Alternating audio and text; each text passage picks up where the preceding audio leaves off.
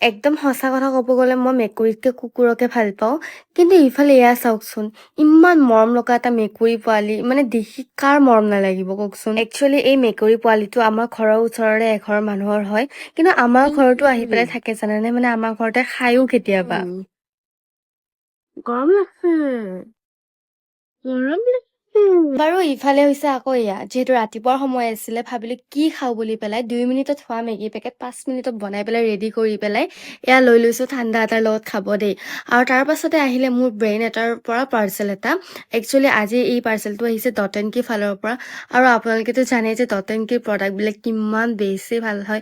মইতো পাৰ্চনেলি বহুত বেছি ছেটিছফাইড ডট এণ্ড কিৰ প্ৰডাক্টবোৰ ইউজ কৰি পেলাই। মই লাষ্ট 6 to 8 মান্থৰ পৰা ইউজ কৰি আছো। মইতো বহুত বেছিয়ে ভাল পাইছো ডট এণ্ড কিৰ গোটেই কেইটা প্ৰডাক্টে ইউজ কৰি পেলাই।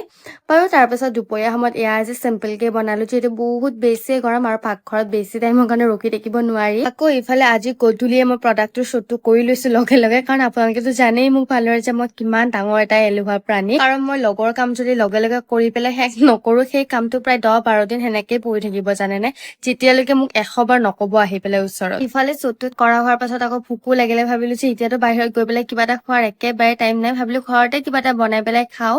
এইফালে এয়া আলুৰে কিবা এটা বনাইছিলো দেই, নাম নাজানো, নামটো আপোনালোকে দি দিব। আৰু লগতে ইটো এটা বনাইছিলো, ইটো আলুৰে হয়। জাষ্ট মই ওপৰৰ লেয়াৰ খিনি অকমান ভাল দেখিবৰ কাৰণে এয়া মেগী ওপৰে ওপৰে দি দিছিলো। বাকী খাই পেলাই কিন্তু বম বেছিয়ে মজা লাগিছিলে দেই। বাৰু আজিলৈ আহিছো দেই।